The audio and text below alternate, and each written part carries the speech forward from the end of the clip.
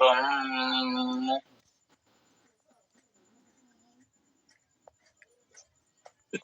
ओम गृहस्थ सूक्त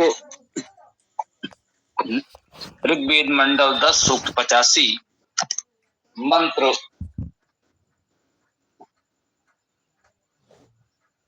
44 आज होगा।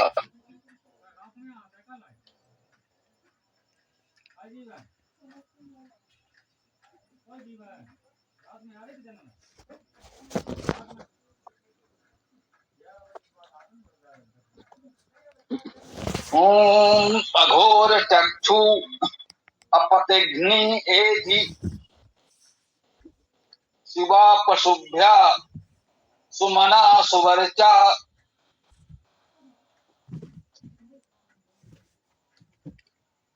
वीरसु देव कामास्योना शम्नः भव द्विपदे शम चतुष्पदे।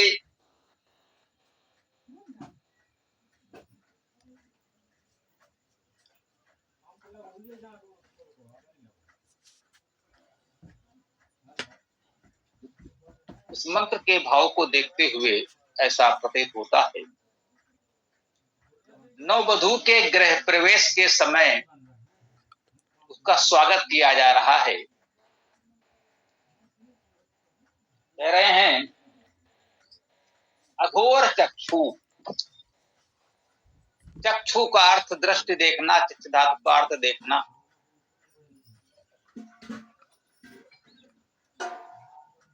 अघोर अर्थात जो घोर न हो। घोर शब्द का अर्थ अभी भी उसी रूप में प्रचलित है।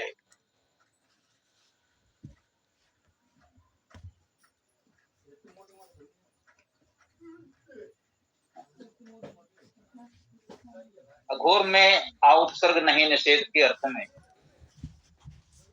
घुर धातु है भय होना, भीषण शब्द करना। घूर धातु भी है, इसका अर्थ है हिंसा करना। घोर धातु भी है, इसका अर्थ है चतुराई से करना। अघोर चक्षु, अघोर होना चाहिए, भयकारी न हो, हिंसक न हो और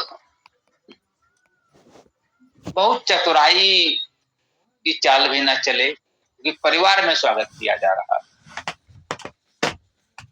समाज में कहीं कहीं कूटनीतिक कार्यों में चतुराई की अपेक्षा हो सकती है। कूटनीति में चतुराई की अपेक्षा है, प्रतिपक्ष शत्रु के समक्ष चतुराई की अपेक्षा है, परिवार में नहीं। अघोर चक्षु भयकारी न हो, अहिंसक हो, परिवार में कोई चतुराई भरा व्यवहार न हो, सीधा सरल व्यवहार हो, ऐसी दृष्टि हो। चक्षु का अर्थ देखना है, इससे चक्षु का अर्थ नेत्र या दृष्टि माना जाता है। चक्षु धातु का अर्थ बोलना भी है, तो चक्षु का अर्थ वाणी भी है। अघोर चक्षु, दृष्टि और वाणी ऐसी हो जो अहिंसक हो, अघोर हो, भयकारी न हो। तो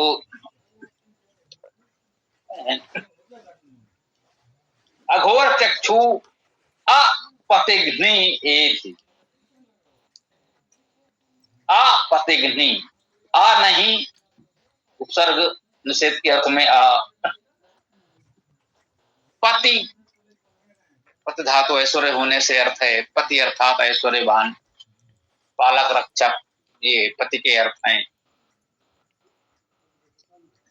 इसके बाद घ्नि जो आया है, यह हन धातु का रूप है, अर्थात मारने वाली।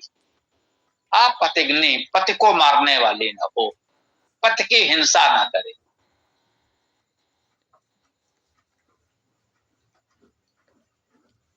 यदि हिंसक स्वभाव होगा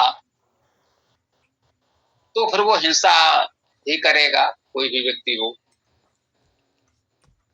पहले कहा अघोर चक्षु, अहिंसक दृष्टि हो, अहिंसक वाणी हो, अपतिग्नि, पति के प्रति हिंसा न करने वाली हो, पति के प्रति हिंसा भावना न हो, ये भी अर्थात प्राप्त करो।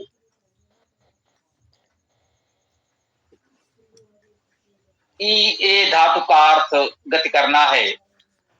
गति में जानना और प्राप्त करना का अर्थ निहित होता है। तो ये का अर्थ है प्राप्त करो। शिवा कल्याणकारी पशुभ्या, पशुओं के लिए, शिवा पशुभ्या, पशुओं के लिए भी कल्याणकारी हो। सुमना सुवर्चा, सुमना अर्थात सुंदर मन वाले, सुवर्चा अर्थात सुंदर वाणी वाले।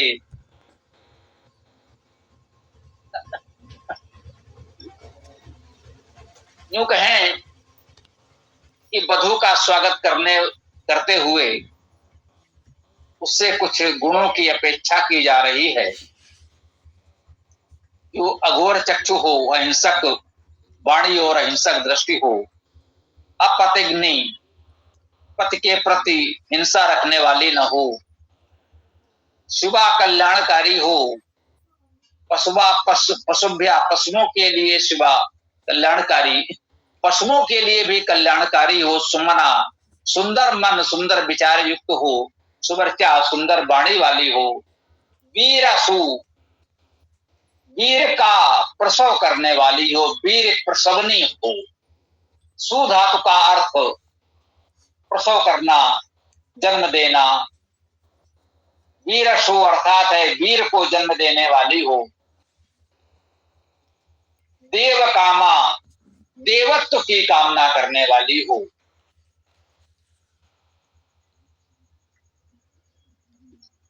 जो दिव्य गुण हैं उनकी कामना करे, जीवन में दिव्य गुणों को धारण करे, ऐसी इच्छा हो। सेवना, सेवना अर्थात सुखकर हो।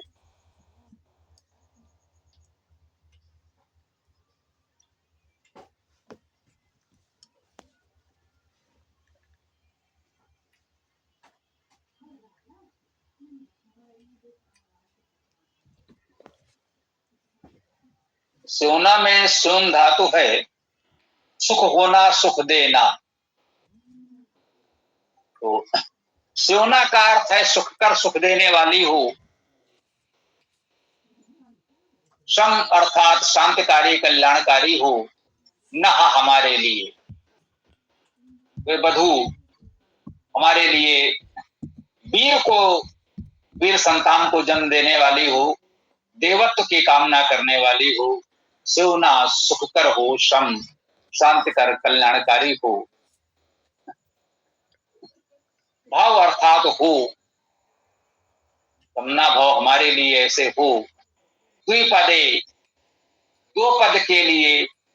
सम चतुष्पदे, समना भव द्विपदे, हमारे दो पद वालों के लिए भी सम कल्याणकारी, शांतिकारी हो। और सम चतुष्पदे, चार पद वालों के लिए भी सम अर्थात शांतिकारी, कल्याणकारी हो। पहले भी इसके पूर्व मंत्र में भी आया था, द्विपदे सम चतुष्पदे। जो दो पद वाले और जो चार पद वाले इस परिवार में प्राणी हैं, उन सब के लिए कल्याणकारी हो। समना भव द्विपदे सम चतुष्पदे।